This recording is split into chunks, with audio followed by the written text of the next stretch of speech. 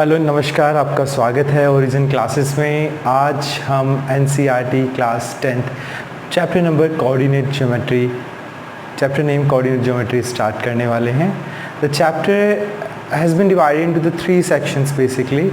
First part जो आपका होगा वहाँ पे हमें कोई कोऑर्डिनेट्स गिवन होंगे, वहाँ पे हमें उनके बीच की डिस्टेंस निकालनी होंगी। So the first some questions are dependent on that thing.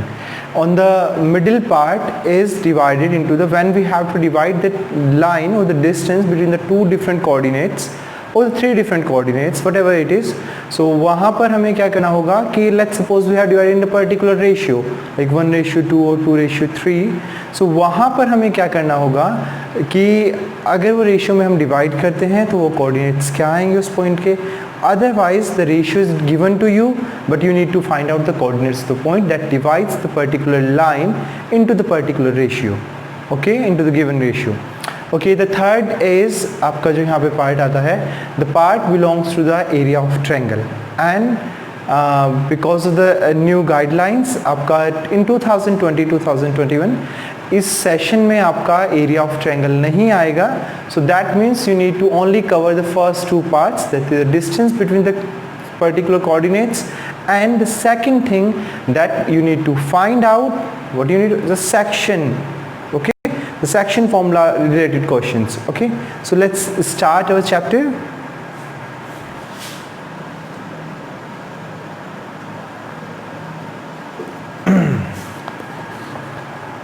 The first thing first, we have to learn about the distance formula. Okay, let's suppose the point A is given to you here and point B is given to you here, and this is a line AB. Okay, the coordinates to A is x1 y1 and the coordinates to B is x2 y2. Okay, the x1 y1 can be any coordinates, the x2 y2 can be any coordinates. They can be 0, they can be positive value, they can be negative value, they can be a fraction also. Okay, so what we need to do, we need to find the distance between A and B. कैसे find out करेंगे, मतलब हमें यहाँ पे A B find out करना है. ठीक है, लेट्स इसको राइट डाउन करते हैं डी से ही फिलहाल के लिए. तो जो फॉर्मूला हमारा बनेगा वो बनेगा, देखिएगा फॉर्मूला हमारा 2 तरह से बन सकता है, 2 फॉर्मूले हमारे बन सकते हैं. यहाँ पे दोनों को लेके चलेंगे. लेट्स पहले हम यहाँ पे एब्सिसा को माइनस करेंगे और ऑर्डिनेट को माइनस करेंगे और उनके स्क्वायर का सम करेंगे.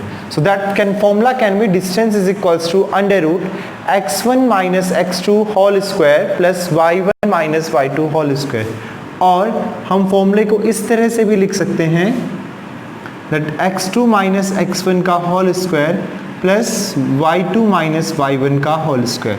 देखिए फ़र्क किस लिए नहीं पड़ता है आपका, पहले तो फॉर्मूले की बात बताएं. अगर हम 4 माइनस 5 का स्क्वायर करेंगे तो कितना आएगा, -1 का स्क्वायर, दैट इज़ 1. अगर हम 5 माइनस 4 का स्क्वायर करेंगे तो कितना आएगा आपका 1 का square, that is 1.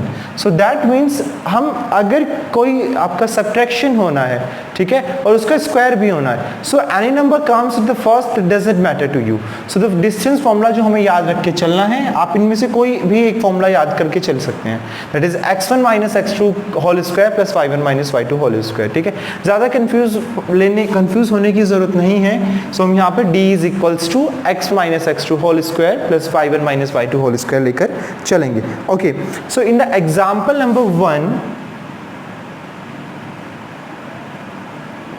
what is given to you, there are 3 coordinates 3 2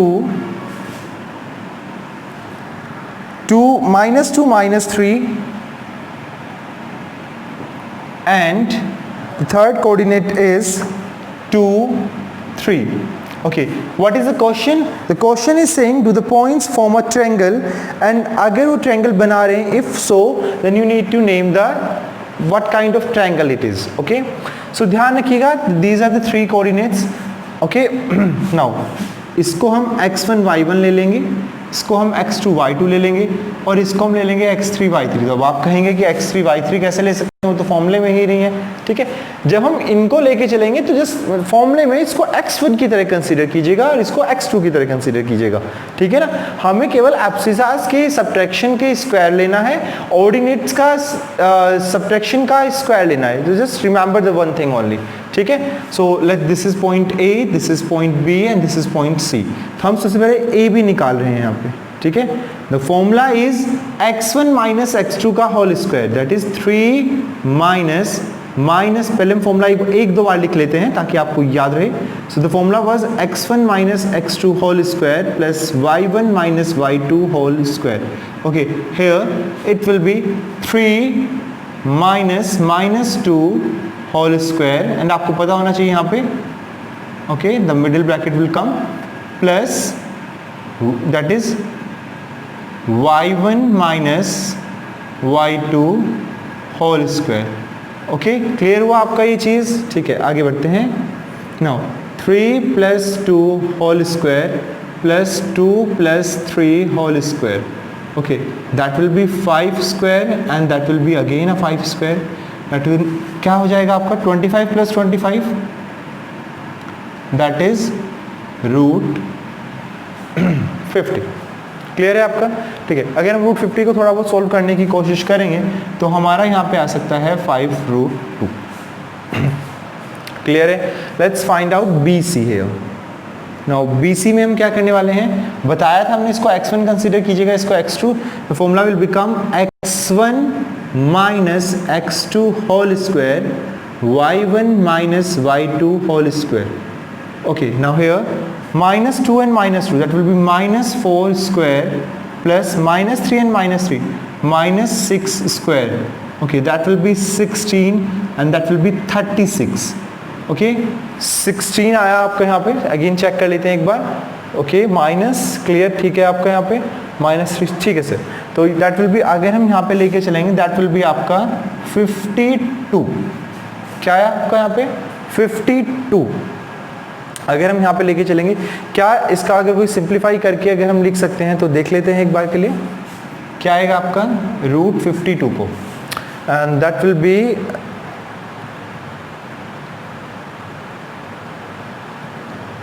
नहीं, ये 52 ही रहेगा आपका। क्लियर है, ठीक है। नाउ नहीं, दैट विल बी 2√13 AC। तीनों साइड्स निकालनी पड़ेंगी हमें। हम कुछ इस तरह से लेके चल रहे हैं यहाँ पे A, B एंड C, सही है। नाउ AB आपका A कोऑर्डिनेट्स क्या थे आपके 3, 2, B कोऑर्डिनेट्स थे आपके -2, -3 and the coordinates of C are 2, 3। Clear है। Now we are finding AC, that will be A and C, that will be 3 minus 2 whole square plus यहाँ पे क्या आएगा आपका 2 minus 3 whole square.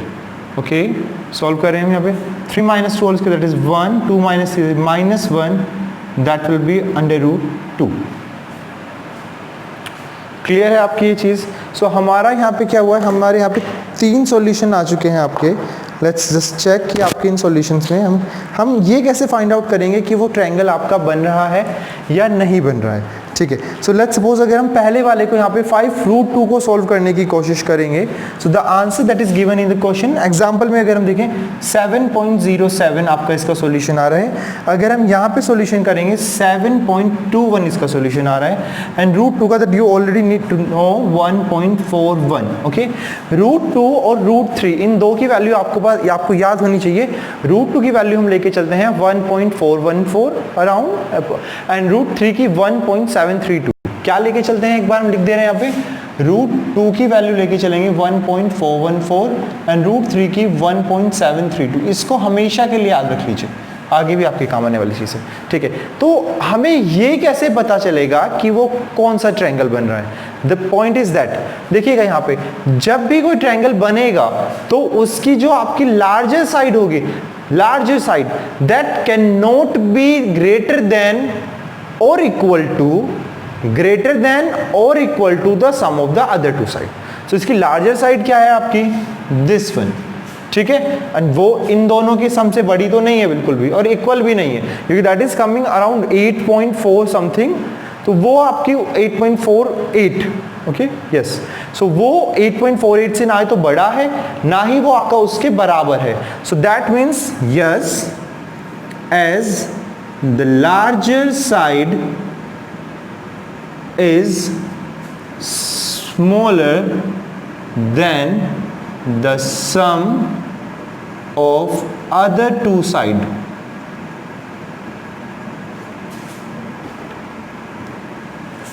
So ABC forms a triangle, ठीक है। तो यहाँ पे क्या हुआ आपका ABC ने आपका एक ट्रायंगल फॉर्म किया है, ठीक है। अब बात आई, उसने पूछा था कैसा ट्रायंगल आपको फॉर्म किया होगा। अब याद रखिएगा आपके पास सबसे पहले साइड्स को लेकर हमारे पास कुछ ट्रायंगल होते हैं, लाइक इक्विलेटरल ट्रायंगल होता है, हमारे पास आइसोसेलेस ट्रायंगल होता है, हमारे पास आपका स्केलन ट्रायंगल होता है। तो यहाँ पर अगर हम लेके चलें, सबसे पहले अगर हम देखेंगे भाई, पहली साइड जो आपकी है that is this, second side और third side all are different, so it is not a equilateral triangle, it is not a isosceles triangle, so it can be a scalene triangle हम लिख सकते हैं। But उसके बाद भी हमारे पास एक ऑप्शन आता है whether we need to check whether it form a 90 degree angle or not, so वहां पे हमें क्या चेक करना पड़ेगा, वहां पे हमें चेक करना पड़ेगा Pythagoras theorem. and how can we check Pythagoras theorem? Hypotenuse का square is equals to perpendicular square plus base square. अब आप कहेंगे how can we know the hypotenuse क्या है यहाँ पे, परपेंडिकुलर क्या है, बेस क्या पे। देखिएगा जरा, जो सबसे बड़ी साइड है दैट इज 7.21, इसको अभी ये लीजिएगा। वो क्यों ले रहे हैं, क्योंकि वहां पे स्क्वायर करेंगे that will be easy for us to calculate ना। सो यहाँ पर अगर हम लेके चलेंगे, लेट हाइपोथेनियस आपका आ रहा है √52, ओके। सो ठीक है, हाइपोथेनियस परपेंडिकुलर लेके चलिए आप √50 एंड बेस लेके चलिए आप √2। हम कुछ भी ले सकते हैं परपेंडिकुलर बेस में, hypotenuse we need to take the largest side, okay. Let's hypotenuse square is equals to perpendicular square plus base square होना चाहिए। So √52 square is equals to √50 square plus √2 square होना चाहिए, that is 52, that is 50 plus 2, 52 is equals to 52। So it verifies the Pythagoras theorem, so it is a right angle triangle। क्या होगा आपका ये, it is a right angle triangle. Clear है आपकी ये चीज, ठीक है। अगर कोई ये पूछ सकता है हमसे कि आपके यहाँ पे हाइपोथेनियस का है तो सबसे बड़ी वाली साइड हो गई। अब अगर हम आपको लेके चलें, देखिए जरा, सबसे बड़े वाली साइड है आपकी BC, ठीक है। तो उसके सामने वाला एंगल जो होगा, लेट्स सपोज अगर हमें बताना भी हो तो एंगल A आपका 90 डिग्री होगा, याद रखिएगा इस चीज को, ठीक है। So this is how we are going to solve the first example.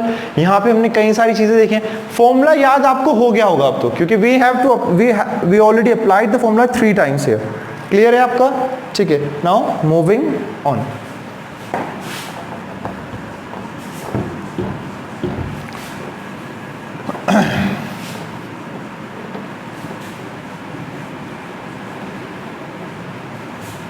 Okay, moving to the next part, the example number 2।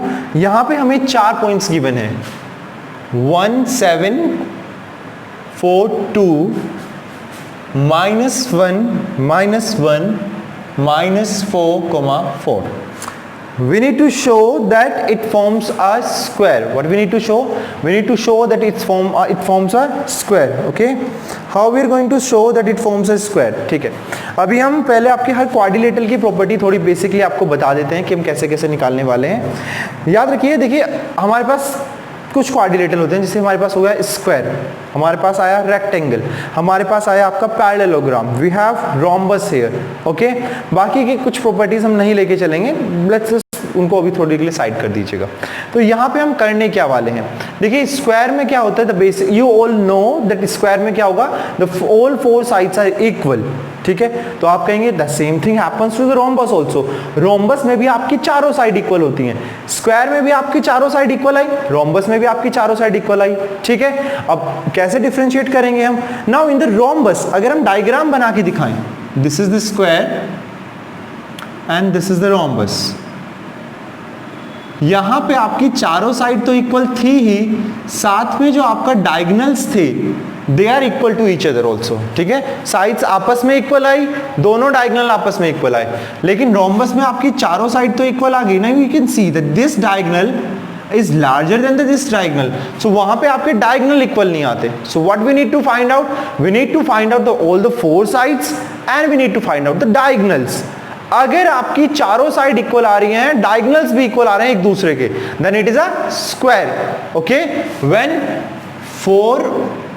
four sides are equal and diagonals are equal, then it is a square। अगर आपके four sides are equal but diagonals are not equal, then ये क्या होगा आपका, it is a rhombus। Clear I आपकी ये चीज, याद रखिएगा इस चीज को।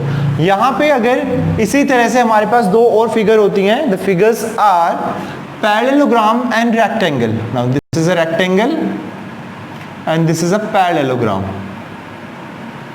opposite sides are equal, ठीक है। opposite sides are equal in a parallelogram also, we know that। okay, now the diagonals in the rectangle they are equal to each other, but here it is smaller and it is larger, so same thing is happening here। opposite sides, यहाँ पे क्या आएगा आपका, opposite sides are equal, diagonals are equal, then it is a rectangle and opposite sides are equal but diagonals are not equal, then it is a parallelogram। ठीक है, हमने triangle की क्या प्रॉपर्टी बताई थी आपकी, तीनों साइड्स इक्वल हैं, इक्विलेटरल है, दो साइड्स इक्वल हैं, आइसोसेलेस ट्रायंगल है, तीनों साइड्स अलग अलग हैं, ठीक है। Let's just leave it then. फिर हम देखेंगे whether it is apply on the Pythagoras theorem or not। if Pythagoras theorem आपकी प्रूफ होती है then it is a right angle triangle, ठीक है। बस इतना ही देखना है, इससे ज्यादा कुछ नहीं आने वाला है आपका। यहाँ पे हमने आपका लिख दिया है all sides are equal, diagonal are equal, then it is a square। all sides are equal, diagonals are not equal, it is a rhombus। आपकी opposite sides are equal, diagonals are not equal, then it is a rectangle। opposite sides are equal, diagonals are not equal, it is a parallelogram। Please इसको ध्यान से रखिएगा, देखिएगा। अभी हमें same thing यहाँ पे अप्लाई करनी है। A, B, C and D।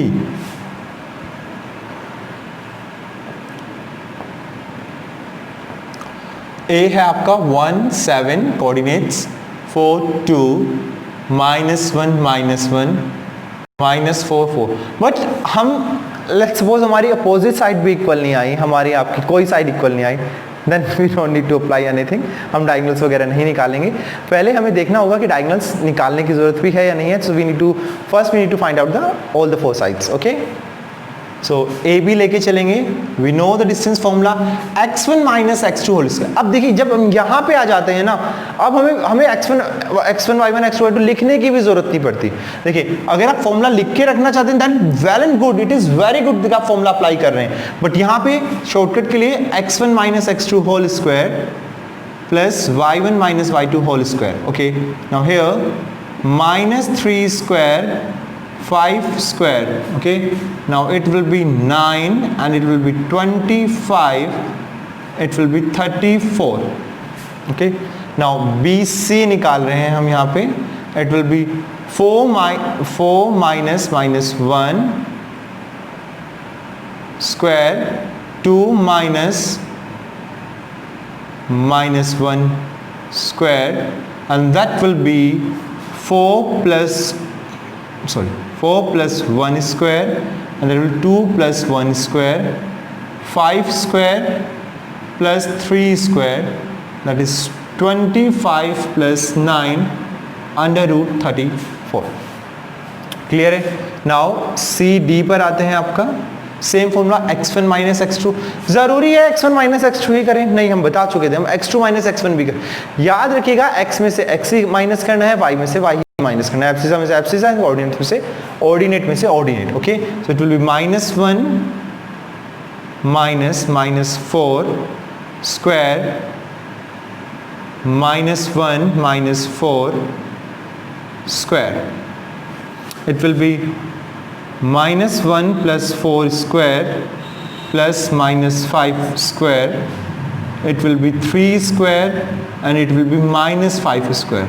3 square is 9, 5 square is 25, again it is coming as 34. Okay. Similarly DA या DA निकाल लीजिए या फिर AD निकाल लीजिए. क्या आएगा आपका? x1 minus x2 whole square, y1 minus y2 whole square, and that is -5 square minus 3 square 25 plus 9 under root 34. So all four sides are equal. ठीक है. So हमारे पास यहाँ पे केसेस क्या बन सकते हैं? It can be a square and it can be a rhombus. दोनों ही केसेस बन सकते हैं अगर हमारे. तो what we need to find out? We need to find out the diagonals. Okay. Diagonals are AC and BD. First AC निकालते हैं हम. That will be आपका under root x1 minus x2 whole square. देख आपको समझ में आ रहा है ना हम कैसे रख रहे हैं? x1 minus x2 whole square plus y1 minus y2 whole square. Okay, now here 1 plus 1, that is 2 square, 7 plus 1, that is 8 square, that is 4, and that is 64 under root 68. क्या है आपका? under root 68. now BD निकाल लीजिए या DB निकाल लीजिए, कुछ भी हम लिख सकते हैं यहाँ पे. okay, now 4 x1 minus x2 minus 4 square plus 2 minus 4 square. okay, 4 plus 4 square plus 2 minus 4 is minus 2 square. okay, that will be 8 square, 64 2 to the 4, that is under root 68. हम यहाँ पे देख रहे हैं हमारी चारों साइड्स इक्वल हैं और दोनों डायगोनल्स इक्वल हैं. सो ये आपका स्क्वायर होगा. यहाँ पे लिख सकते हैं here all sides are equal and also the diagonals are equal to one another. So given quadrilateral is a square. Clear है आपका? ठीक है. यहाँ पे हमने इसको प्रूफ किया that it is a square. ठीक है. आगे बढ़ रहे हैं हम.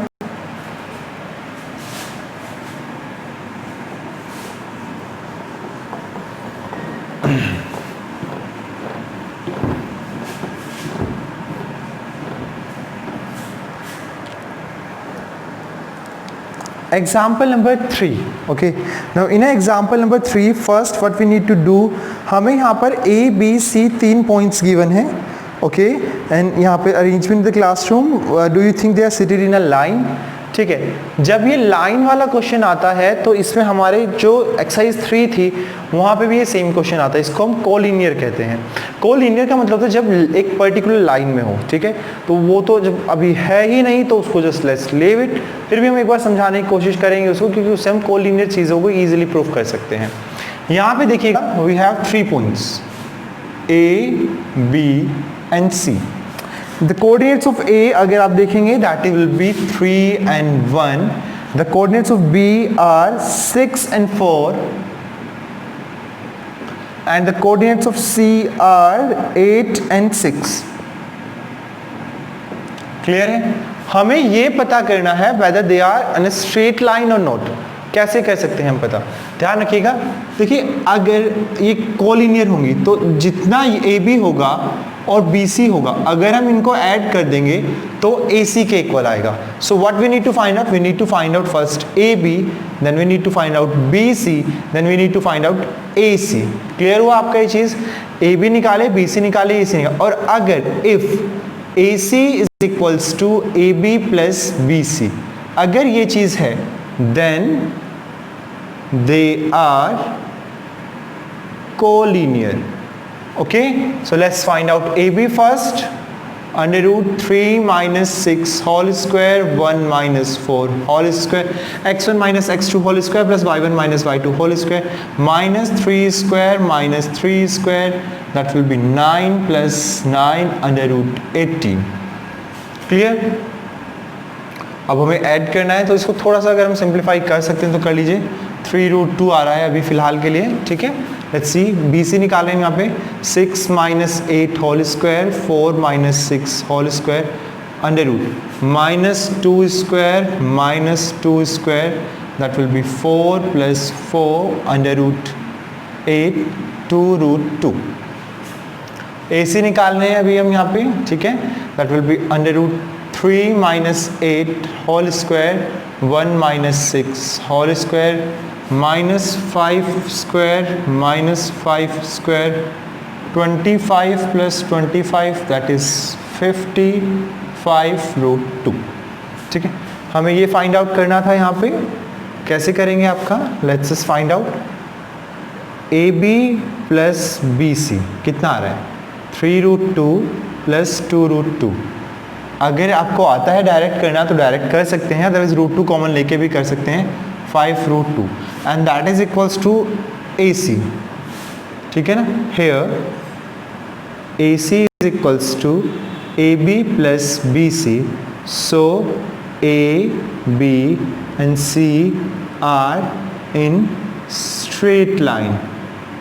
ओके, या फिर हम कह सकते हैं A, B, C are collinear. ठीक है सर.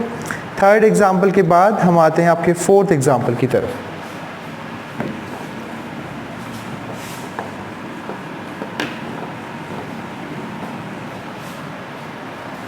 एग्जाम्पल नंबर 4 में कह रहा है find the relation between x and y if x y is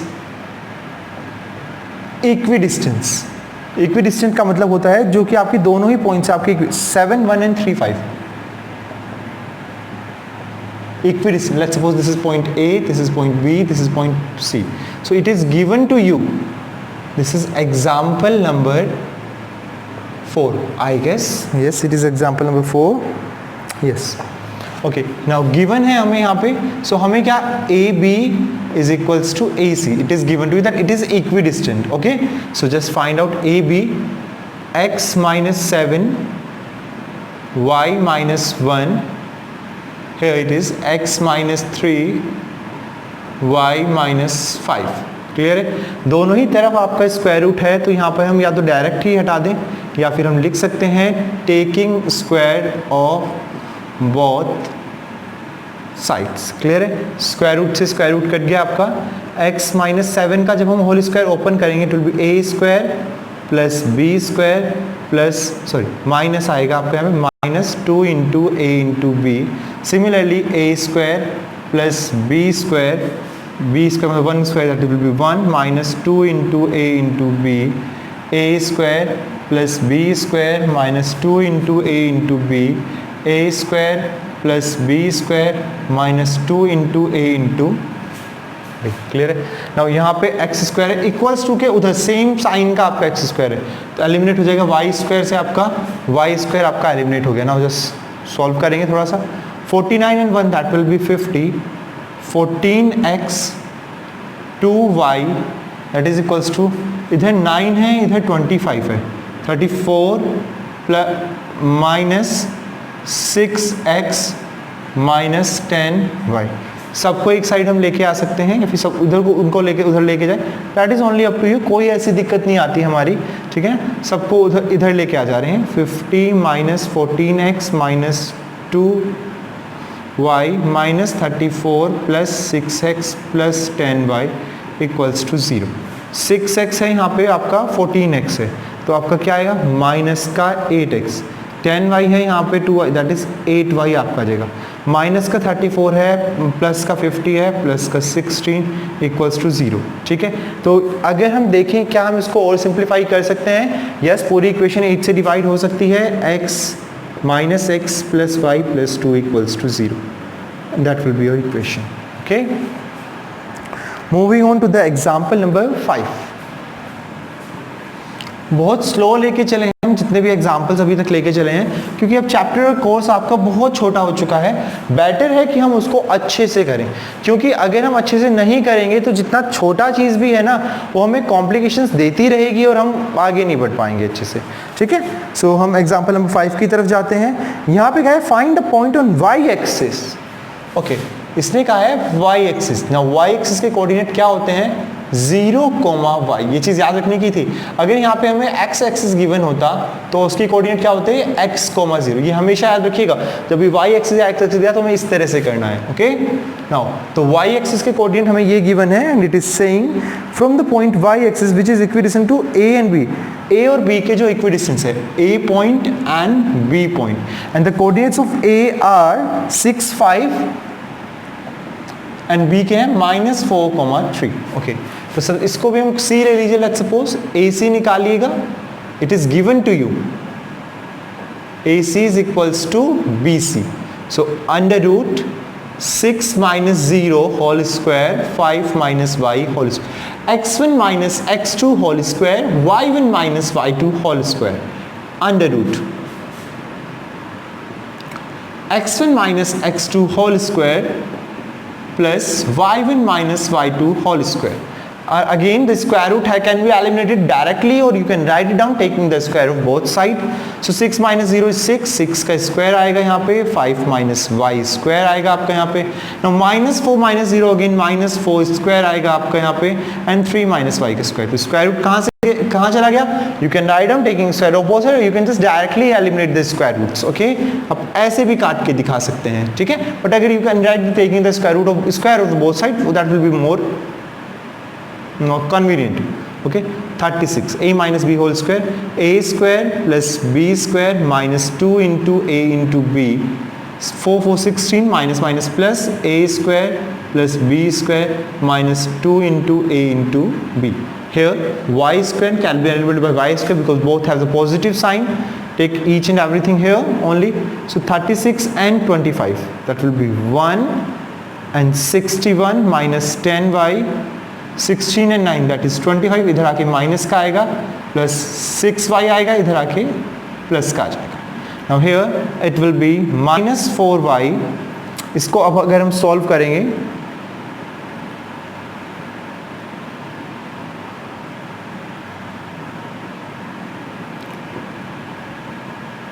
(36 - 4y equals to -36, y is equals to 36/4 and cut करके आया आपका 9। सो द कोऑर्डिनेट्स अगर हम बात करेंगे, y, 0 था, सॉरी 0, y था, 0, 9, that will be your answer. Okay, so in this lecture, in today's lecture, what we have done each and every example of coordinate geometry of before the first exercise. तो इनको अच्छे से समझिएगा, कीजिएगा। अगर कोई doubt है आप कमेंट कर सकते हैं, आप बता सकते हैं हमें, यू कैन डायरेक्टली कॉन्टेक्ट, ठीक है ना। Till then take care.